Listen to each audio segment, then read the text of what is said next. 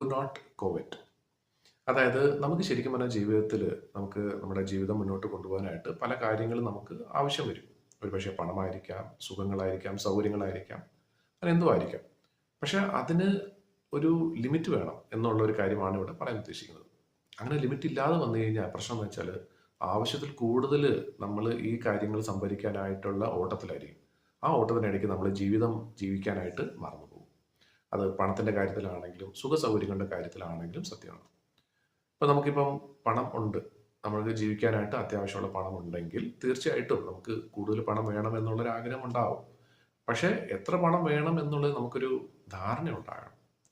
അതേപോലെ തന്നെ എന്ത് സാധനം, നമ്മുടെ കയ്യിലുള്ള സാധനം നമുക്ക് സന്തോഷം തരുന്നില്ല എങ്കിൽ നമ്മൾ കൂടുതലായിട്ട് സംഭരിച്ചത് കൊണ്ട് മാത്രം കാര്യമില്ല. ഇപ്പം നമ്മുടെ കയ്യിലുള്ള എന്ത് സാധനമാണെങ്കിലും അതിന് നന്ദിയുള്ളവരാകുക. നമുക്ക് എന്തുമാത്രം ഇനിയും സാധനങ്ങൾ വേണം എന്നുള്ളതിനെ കുറിച്ച് നമുക്കും ഒരു ധാരണ ഉണ്ടാകണം. നമ്മുടെ ജീവിതം തീർച്ചയായിട്ടും സന്തോഷമായി നിലനിർത്താനായിട്ട് ധാരാളം സാധനങ്ങൾ ആവശ്യമുണ്ട്. പക്ഷെ അത് അളവിൽ കൂടുതലായി കഴിഞ്ഞാലും തീർച്ചയായിട്ടും അതും അപകടമാണ്. അപ്പം ഇത് എപ്പം നമ്മൾ നിർത്തണം എന്നുള്ളത് നമ്മുടെ കയ്യിലാണ് ഇരിക്കുന്നത്.